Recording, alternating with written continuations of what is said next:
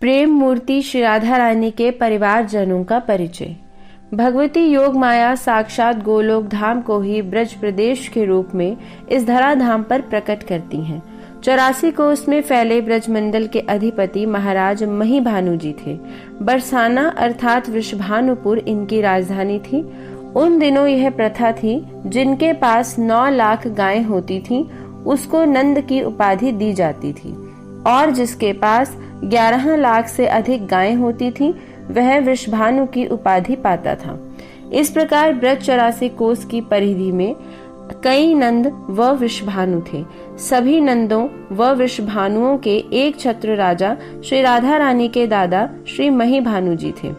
जिस समय ब्रज के राजा महीभानु जी थे, उसी समय मथुरा मंडल में यदुकुल के चंद्रवंशी महाराज शूरसेन सम्राट थे। शूरसेन के पिता देवमीर जी की 2 पत्नियां थीं। एक क्षत्रिय कुल की थी, जिससे शूरसेन का जन्म हुआ। दूसरी पत्नी वैश्य कुल की थी, जिससे पर्जन्य का जन्म हुआ।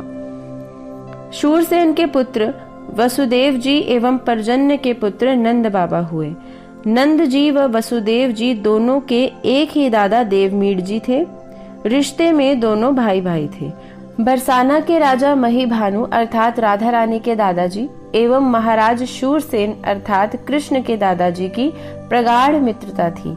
ब्रज गोपराज महीभानु जी पूरे मथुरा मंडल को अपने ब्रज प्रदेश से प्रचुर मात्रा में गौ दूध, घी, मक्खन, दही एवं दूध से निर्मित छेना, मावा आदि पदार्थ निर्यात करते थे, और मथुरा मंडल से स्वर्ण, रत्न, सैन्य उपकरण, रेशमी वस्त्र एवं अन्न आदि अनेक प्रकार की सामग्री आयात करते थे। महाराज शूरसेन जी की प्रेरणा से महाराज महीभानु जी ने पर्जन्य जी को ब्रज के समस्त नंदों का अधिपति बना दिया। इसी पर्जन्य के पुत्र हुए नंदराय जी। राधा रानी के दादा महीभानु जी आदि शक्ति त्रिपुर सुंदरी जी के अनन्य उपासक थे। भगवती जी इनकी कुलदेवी थी। महल में ही भगवती जी की स्वर्णमयी प्रतिमा स्वयं सूर्य देव द्वारा स्थापित थी। महाराज महीभानु अपनी पत्नी महारानी सुखदा सहित दिन रात भगवती की आराधना में लीन रहते थे। अपने राजकाज का समग्र भार इन्होंने विश्वास पात्र मंत्रियों को सौंप रखा था। महाराज महीभानु जी के 4 तेजस्वी पुत्र एवं 1 पुत्री थी। इनमें सबसे बड़े पुत्र का नाम वृषभानुवर था। शेष तीनों के नाम कर्मशः सत्यभानु, रत्नभानु और स्वरभानु थे। इनको राधा रानी के चाचा होने का सौभाग्य प्राप्त हुआ। सबसे छोटी पुत्री भानुमुद्रा थी। ये राधा रानी की बुआ थी। इनका विवाह काश्यभानु गोप के साथ हुआ। महीभानु पुत्र वृषभानुवर जी, जिनको राधा रानी के पिता होने का सौभाग्य मिला, ये पूर्व जन्म में सूर्यवंशी राजा नृग के सुपुत्र सुचंद्र जी थे। धर्मात्मा सुचंद्र जी व इनकी पत्नी कलावती जी ने भगवान श्री कृष्ण की कठोर तपस्या पूर्वक आराधना की। दंपति पर भगवान श्री कृष्ण प्रसन्न हुए तो इन्होंने श्री राधा रानी को ही अपनी पुत्री के रूप में प्राप्त करने की अभिलाषा व्यक्त की। भगवान श्री कृष्ण ने उनको तथास्तु कहा एवं अगले जन्म में द्वापर युग में वृषभानु गोप के रूप में जन्म लेने पर इस अभिलाषा की पूर्ति होने का वर दिया। इनकी पत्नी कलावती ही कीर्तिदा अर्थात कीर्ति रानी के रूप में राधा रानी की माता हुई। पूर्व काल में अर्यमा नाम के पितरों के राजा की 3 मानसिक कन्याओं ने भगवती त्रिपुर सुंदरी की आराधना की। प्रसन्न होकर भगवती महामाया प्रकट हुई। तीनों बहनों ने वरदान मांगा कि आपके समान दिव्य अयोनिजा कन्या की माता होने का हमको सौभाग्य प्राप्त हो। तब भगवती जी ने बड़ी बहन मेनका अर्थात मैना से कहा, समय आने पर तुम्हारा विवाह हिमालय से होगा। मैं स्वयं तुम्हारे यहाँ पार्वती के रूप में कन्या बनकर प्रकट होंगी। फिर दूसरी बहन सुनैना से कहा, तुम्हारा विवाह राजा जनक से होगा। मैं ही साकेत धाम से तुम्हारे यहाँ सीता के रूप में अयोनिजा कन्या बनकर आऊंगी। अंत में तीसरी बहन कलावती से कहा, हे देवी, आपका विवाह महाराज नृग के पुत्र धर्मात्मा सुचंद्र से होगा। समय आने पर तुम दोनों नित्य निकुंजेश्वरी श्री राधा जी को अपनी पुत्री के रूप में प्राप्त करने के लिए गोलोकेश्वर भगवान श्री कृष्ण की आराधना करोगे। तुम्हारी साधना को सफल करने के लिए स्वयं श्री कृष्ण प्रकट होंगे एवं तुम्हें वरदान देंगे।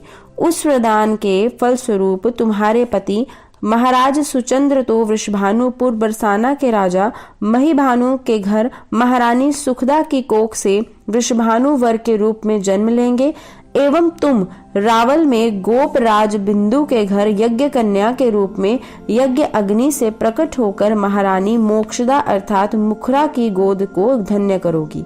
तब तुम्हारा नाम कीर्तिदा के रूप से विख्यात होगा। समय आने पर तुम्हारा विवाह गोपराज वृषभानु वर से होगा। तब तुम्हारी पुत्री के रूप में स्वयं वृंदावनेश्वरी श्री राधा जी अवतार लेंगी। उस समय तुम्हारी एक छोटी बहन भी होगी जिसका नाम होगा कीर्तिमती। उसका विवाह वृषभानु जी के छोटे भाई सत्यभानु जी से होगा।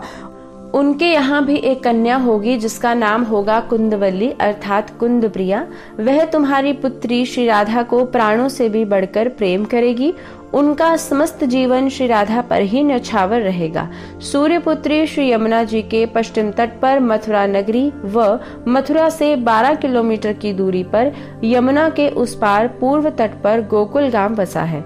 गोकुल के ही पास यमुना किनारे 8 किलोमीटर की दूरी पर उत्तर की तरफ रावल गांव बसा है। ये राधा रानी की ननिहाल है। रावल के राजा बिंदु जी व रानी मोक्षदा जो मुखरा के नाम से ही अधिक प्रसिद्ध है, वे राधा रानी के नाना नानी हैं। इनकी 5 संतानें, 3 पुत्र व 2 पुत्रियां हैं। सबसे बड़े पुत्र हैं भद्रकीर्ति, इनसे छोटे हैं महीकीर्ति और सबसे छोटे हैं चंद्रकीर्ति। ये तीनों भाई अपनी भांजी राधा पर न्यौछावर हैं। राधा रानी के सबसे बड़े मामा भद्रकीर्ति तो अपने पिता महाराज बिंदु जी के साथ राजकाज संभालने में संलग्न रहते थे। शेष दोनों भाई महीकीर्ति व चंद्रकीर्ति अपने भांजे श्रीदामा के साथ उनके सखा श्री कृष्ण के रक्षक बनकर गोचारण में सहयोग करते थे। भद्रकीर्ति की पत्नी मेनका, महीकीर्ति की पत्नी षष्ठी व चंद्रकीर्ति की पत्नी धात्री हैं। ये तीनों राधा रानी की मामियां राधा रानी के प्रेम में रची पची रहती थीं। दोनों छोटी मामियां षष्ठी व धात्री का यशोदा से अतिशय प्रेम था। शिशु अवस्था में ये दोनों श्री कृष्ण की विशेष संभाल करती एवं यशोदा जी के निज कार्यों में हाथ बटाया करती थी। श्री कृष्ण भी इनको मातृवत ही मानते थे।